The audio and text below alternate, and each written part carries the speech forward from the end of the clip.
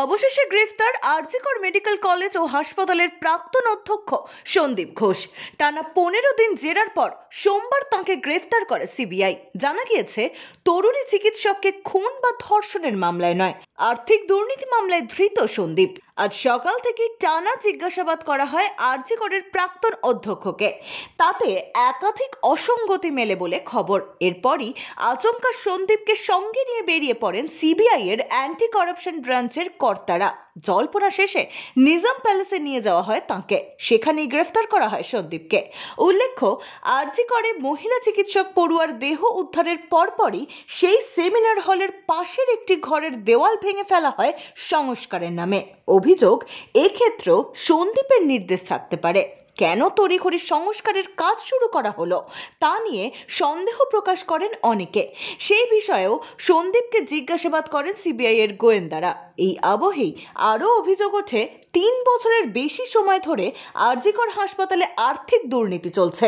সেই বিষয়ে তদন্তের জন্য গত 16ই আগস্ট রাজ্য সরকারের তরফে একটি বিশেষ তদন্তকারী দল সিট গঠন করা হয়।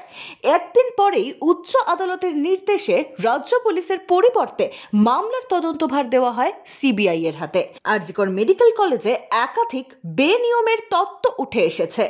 মর্গ থেকে দেহ উদ্ধার হওয়া থেকে শুরু করে রয়েছে হাসপাতালের জৈব বর্জ্য নিয়ে দুর্নীতির অভিযোগও। এ বিষয়ে পুলিশের দৃষ্টি আকর্ষণ করেছিলেন হাসপাতালের প্রাক্তন অতিরিক্ত সুপার আখতার আলী। এদিকে সন্দীপ গ্রেপ্তার হতেই উচ্ছ্বাসে ফেটে পড়েছেন আন্দোলনরত জুনিয়র চিকিৎসকরা। তাঁদের কথায় সন্দীপের গ্রেফতারি নৈতিক জয়।